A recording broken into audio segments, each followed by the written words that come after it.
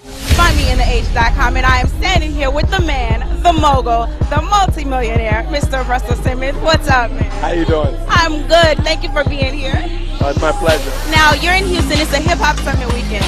So tell us a little bit about that and what you're doing here. Well, it's the 73rd summit, you know, and the subjects have been from voting to empowerment of different kinds, but most recently, in the last 40 summits or so, have been about financial literacy. A lot of times, it's something we don't learn in our schools, and when we can give it out, we should. And it's like we don't pass it down because we don't know in the first place.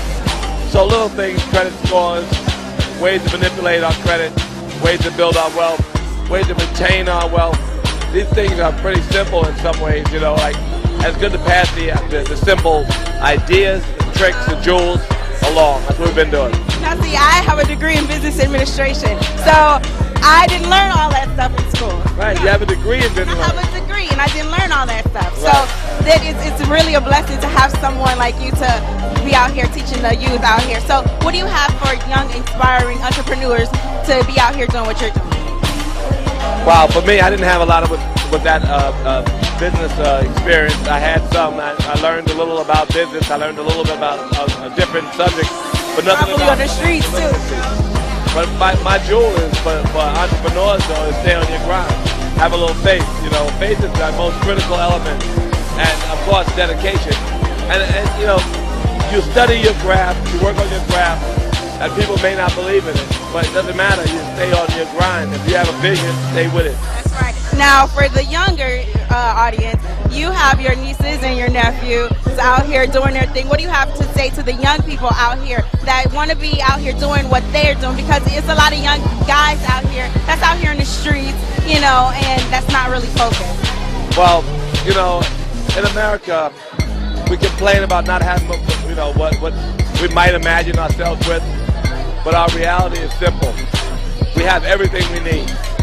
All people who say they starving is overweight. You know, it's like, go to work. Take stock in yourself. Have faith in yourself. Go to work. And I think a lot of people don't do that. They believe they're supposed to have whatever they see on TV.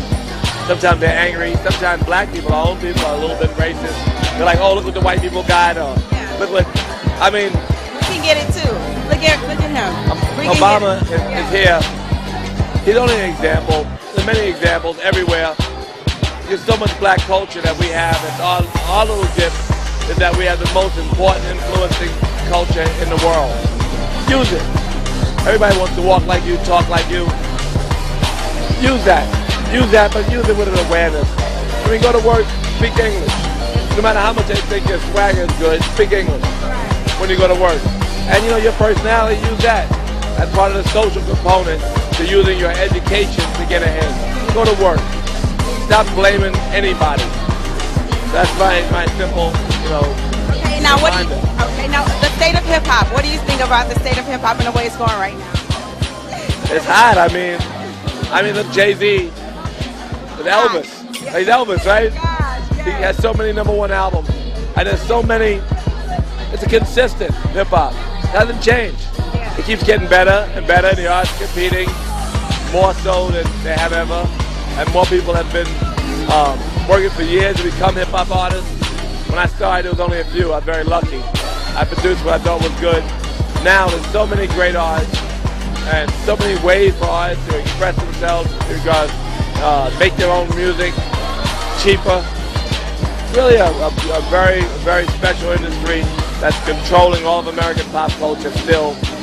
And I'm very inspired by it.